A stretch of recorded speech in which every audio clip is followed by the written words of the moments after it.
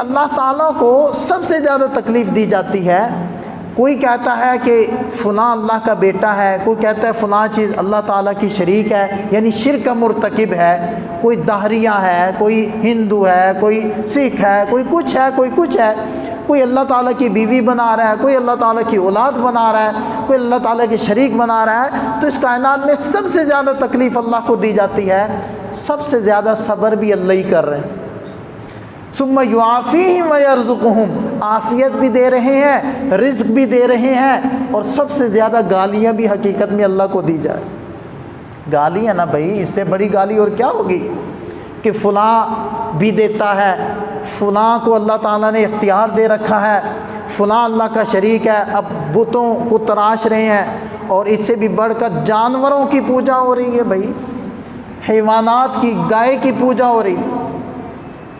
تو گائے تو ایک جانور ہے، وہ تو تم سے بھی گھٹیا ہے بھائی، تم اشرف المخلوقات ہو، تم ایک جانور کو شریک ٹھہرا رہے ہو اللہ تعالیٰ کا۔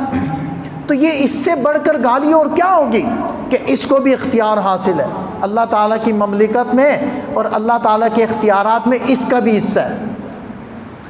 کوئی بندر کو معبود بنائے بیٹھا ہے، کوئی ہاتھی کو معبود بنائے بیٹھا ہے، کوئی ستاروں کی پوجا میں لگا ہوا ہے، اور کوئی قبروں کو وہی اختیارات دے رہا ہے۔ وہ کہہ رہے ہیں زندوں کو اتنے اختیارات نہیں ہیں، جب یہ زندہ ہوتے ہیں تو اتنے اختیارات نہیں ہوتے، جب یہ مر جاتے ہیں تو ان کے اختیارات بڑھ جاتے ہیں۔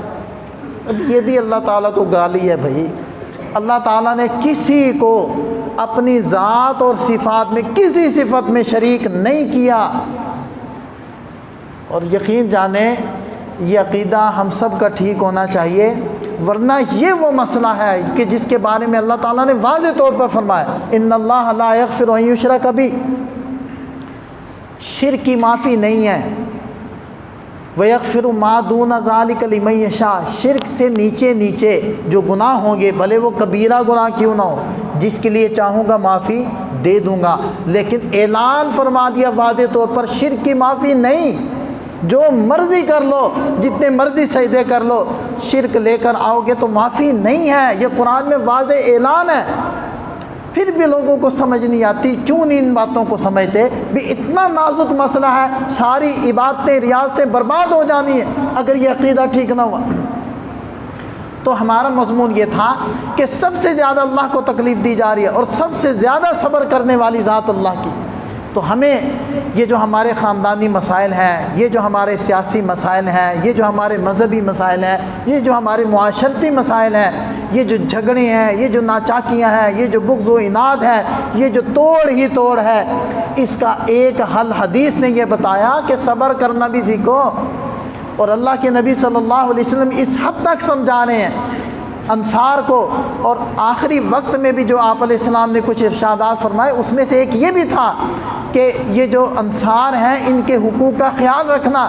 لیکن انصار کو یہ سمجھایا کہ دیکھو اگر تم پر ترجیح دی جائے گی، دیکھو تمہارے حقوق غصب کیے جائیں گے، لیکن میں تمہیں نصیحت کر رہا ہوں کہ تم لوگ صبر کرنا، حوض کوثر پر آ جانا، تمہیں بدلہ دلوا دوں گا۔ دنیا کے اندر انجمن تحفظ حقوق انصار نہ بنانا، جھگڑے کھڑے نہ کرنا، فسادات نہ مچانا، صبر کر لینا۔ تو ایک طرف تو اسلام نے صبر کی تلقین کی ہے، اور دوسری طرف یہ ہدایات دی ہیں کہ دیکھو دوسروں کے حقوق ادا کرو۔ اگر دوسروں کے حقوق تمہاری گردن پر ہوں گے، بھلے تم بہت زیادہ نیک اور پارسا ہو، بہت زیادہ حاجی اور عمرے کرنے والے ہو، اور بہت زیادہ نفلی عبادات اور صدقے کرنے والے ہو، لیکن دوسروں کے حقوق اگر گردن پر ہوں گے، حتیٰ کہ شہید بھی ہوگا، کسی کا قرضہ دینا ہوگا، حقوق ادا کرنے ہوں گے، جب تک وہ حق کا معاملہ صاف نہ ہو جائے اس وقت تک شہید بھی جنت میں نہیں جائے گا۔ اب شہید سے بڑا درجہ اور کیا ہوگا، جس نے اپنی جان مال سب اللہ کے لیے قربان کر دیا، جب اس کا داخلہ بھی جنت میں حقوق کی ادائیگی تک موقوف رہے گا، تو میں اور آپ کس کھاتے میں ہیں؟ پھر میں کسی کا مال مار کے، میں کسی سے رشوت لے کے، اب یہ جو رشوت لے رہے ہیں چاہے کسی بھی شکل میں لیں، عہدے کے ملنے کے بعد جو بھی ہدیہ ہوتا ہے وہ رشوت ہوتی ہے، یہ حدیث بتاتی ہے۔ کہ جب وہ صاحب گئے تھے جن کے ذمہ آپ علیہ السلام نے لگایا تھا کہ زکوٰۃ کا مال اکٹھا کر کے لاؤ، تو وہ جب لائے انہوں نے کہا کہ جی یہ زکوٰۃ کا مال ہے اور یہ مجھے ہدیہ ملا ہے۔ آپ علیہ السلام نے فرمایا اپنی ماں کے گھر بیٹھ جا، پھر میں دیکھتا ہوں کہ تجھے کون سے ہدیے ملتے ہیں۔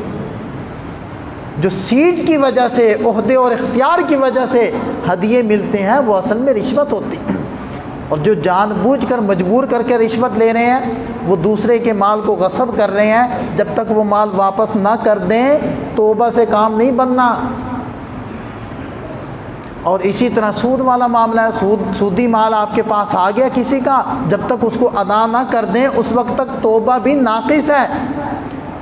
ایسا نہیں ہے کہ مالی معاملات میں ہم غصب کر لیں اور رات کو اللہ سے معافی مانگ لیں تو معاف ہو جائیں گے، ایسے معاف نہیں ہونے والے۔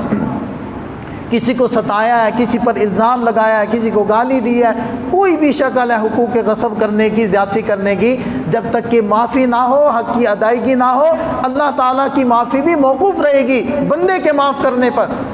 تو جہاں ایک طرف یہ بتایا گیا ہے کہ صبر کرو، وہاں یہ بھی بتایا گیا ہے کہ یہ ظالم کو کھلی چھوٹ نہیں ہے کہ وہ ظلم کرتا پھرے، کہ اسلام تو مظلوم کو کہتا ہے صبر کرو لہٰذا ظلم کرتے رہو، نہیں، اس کو بتایا ہے کہ حق دو گے تو تب معافی ملنی ہے۔ اور آپ علیہ السلام نے ارشاد فرمایا المسلم من سلم المسلمون من لسانہ و یدہ، حقیقت میں مسلمان وہ ہے جس کے ہاتھ اور زبان سے دوسرے مسلمان محفوظ رہیں۔ اب اس حدیث پاک میں ساری چیزیں آ گئی۔ تو اس لیے میرے محترم دوستو، ہم صبر بھی سیکھیں، اور صبر کے اندر جہاں یہ ہے کہ ہم اپنے حقوق کے نہ ملنے پر ہم جہاں صبر کریں وہاں ہم دوسروں کے حقوق کی فکر بھی کریں۔ بس ایک واقعہ سناتا ہوں، وقت پہلے ختم ہو گیا۔ امام ابو یوسف رحمۃ اللہ علیہ، جو قاضی ابو یوسف کے نام سے بھی معروف ہیں، یہ امام ابو حنیفہ رحمۃ اللہ علیہ کے اجلہ شاگردوں میں سے ہیں۔ چند ان کے شاگرد بہت زیادہ جو مشہور ہوئے ان میں سے ایک یہ بھی ہیں۔ تو یہ قاضی رہے ہیں اپنے زمانے میں، تو جب ان کا آخری وقت تھا تو بہت زیادہ پریشان تھے۔ تو کسی نے پوچھا کہ حضرت بہت زیادہ آپ فکر مند اور پریشان لگ رہے ہیں، تو کہنے لگے کہ ڈر لگتا ہے کہ جب میں قاضی تھا الحمدللہ میں نے سارے فیصلے وہ حق کے مطابق کیے ہیں، کسی کی جانبداری سے فیصلہ میں نے کوئی نہیں کیا، لیکن ایک موقع ایسا آیا تھا کہ جس میں ایک مسلمان اور ایک غیر مسلم اپنا فیصلہ کروانے کے لیے میرے پاس آئے تھے۔ الحمدللہ وہ فیصلہ بھی میں نے حق کے مطابق کیا، لیکن ہوا یہ تھا کہ مسلمان کو میں نے جس جگہ بٹھایا وہ ذرا زیادہ عزت والی جگہ تھی، اور غیر مسلم کو جہاں بٹھایا وہ اتنی عزت والی جگہ نہیں تھی۔ تو اسلام تو یہ کہتا ہے کہ جب مدعی اور مدعا علیہ آئیں تو دونوں کو برابر بٹھاؤ، اور میں نے وہ برابری نہیں کی تھی۔ مجھے اس بات کا خدشہ لگا ہوا ہے کہیں اس کی وجہ سے میری پکڑ نہ ہو۔